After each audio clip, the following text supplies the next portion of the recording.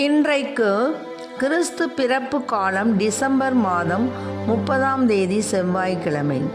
இன்று தேவன் நமக்கு தரும் ஜீவ நீரூற்றான இறை வார்த்தைகள் புனித லூக்கா எழுதிய நற்செய்தி இயல் 2 இறை வார்த்தைகள் 36 40 முடிய.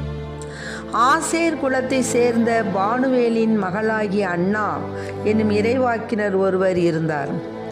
அவர் வயது முதிர்ந்தவர். மணமாகி 7 ஆண்டுகள் கணவரோடு வாழ்ந்தபின் கைம்பெண் ஆனவர்.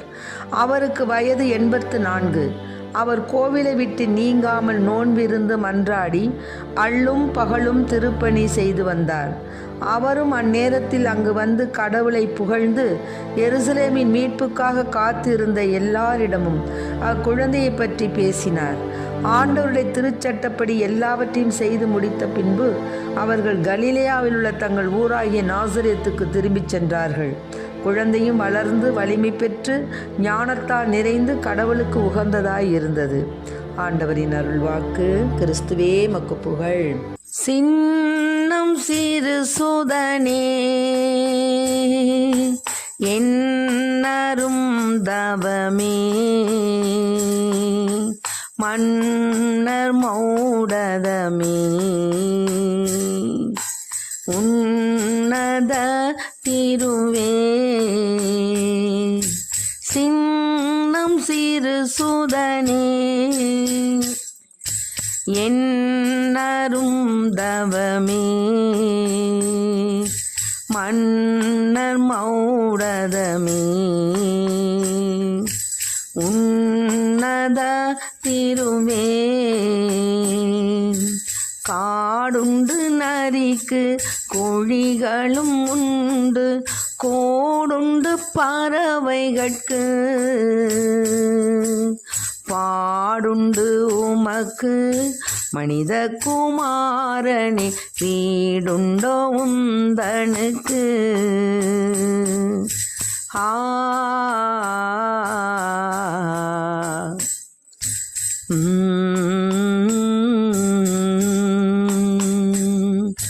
சின்னம் சிறு சுதனே என்னரும் தவமே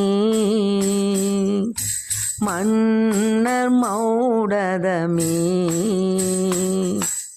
உன்னத திருவே உன்னத திருவே. இன்றைக்கு நம் தேவன் தரும் ஜீவ நீரூற்றான இறை வார்த்தைகளை கேட்டோம். அதாவது லூக்கா நற்செய்தியில் பெண்களுக்கு தனியான ஒரு இடம் உண்டு. பெண்கள், அதாவது தனி இடம் பெண்களுக்காக குறிப்பிட்டிருக்கார். பெண்கள் கடவுளின் திருவுளத்தில் நிலைத்திருப்பார்கள் எனவும் கடவுளுக்கு அஞ்சி நடந்து கடவுளாட்சியின் கோரிக்கைகளுக்கு ஏற்ப தங்கள் வாழ்வை வடிவமைத்து கொண்டார்கள் என்று லூக்கா தம் நற்செய்தி நூலில் பல இடங்களில் பதிவு செய்கிறார். இப்போவும் பாருங்களேன், சாதாரணமாக கோவில்களில் பார்த்தீங்கன்னா பெண்கள் பகுதி தான் அதிகமாக இருக்கும். எங்கே பார்த்தாலும் சரி, அதுக்கு விதி விலக்கே கிடையாது. எந்த கோயிலில் பார்த்தாலும் பெண்கள் பகுதி நிறைந்து இருக்கும், ஆண்கள் பகுதி குறைவாக தான் இருக்கும். அதனால கோவிலை விட்டு, அதாவது அன்னா நீங்காதிருந்தார். அள்ளும் பகலும் திருப்பணி செய்து வந்தார். லூக்கா எழுதிய நற்செய்தி 2:37 அன்னா நோன்பு இருந்தார் எனவும் கூறுகின்றார். நோன்பின் வழியாக அடியோர்கள் தங்கள் உடலையும் உள்ளத்தையும் ஒருத்து கடவுளுக்கு தம் உள்ளத்திலும் வாழ்விலும் முழு இடத்தை நல்கி பிறர் பயனுற முன் விளைகிறார்கள். அன்னா மீட்பின் அனுபவம் பெற்றது போல நாமும் நம்பிக்கையின் அடியில் எழுகின்ற இறை அனுபவத்தை நாமும் பெறணும். இப்போது 84 வயதான அந்த அண்ணா கோவிலை விட்டு நீங்காமல் என்ன செஞ்சுருக்காங்க? நோன்பிருந்து மன்றாடி அள்ளும் பகலும் திருப்பணி செய்திருக்காங்க. ஆக இறை தேடல், அந்த நிறைவில் இயேசுவை அவங்க கண்டு கொண்டார்கள். தன்னுடைய தேடலின் மூலமாக இயேசுவை கண்டு கொண்டாங்க. விவிலியத்தில் பல இடங்களில் முதியோரை, கைம்பெண்களை பெருமைப்படுத்தும் நிகழ்வுகளை நம்ம பார்க்குறோம். ஆக இந்த ஆண்டினுடைய இறுதி நாட்களை இருக்கும் நாம் முதியோரை பராமரிக்க அழைக்கப்படுகின்றோம். நம் வீட்டில், நம் குடும்பத்தில், நம் பங்கில், நம் அயலாரிடத்தில். இப்படியாக நமக்கு முன்னால் உள்ள முதியோர்களுக்கு நாம் முக்கியத்துவம் கொடுக்கணும். அவங்கள நம்ம பராமரிக்கணும். பெற்றோர்களை பிள்ளைகள் பராமரிக்கணும்.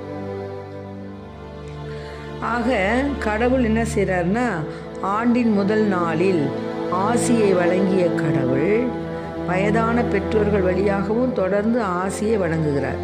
எனவே விவிலியம் கூறுவது போன்று முதியோர்களை நம்ம மதித்து நடக்கணும். நம் நடுவில் கடவுளின் ஆசியாக வாழும் தாத்தா பாட்டிகளை நன்றியுடன் நினைவு கூர்ந்து இறைவனிடம் வேண்டுவோம். பார்த்தீங்களா, நம் நடுவில் கடவுளின் ஆசியாக வாழும் இந்த வாய்ந்த பாருங்க.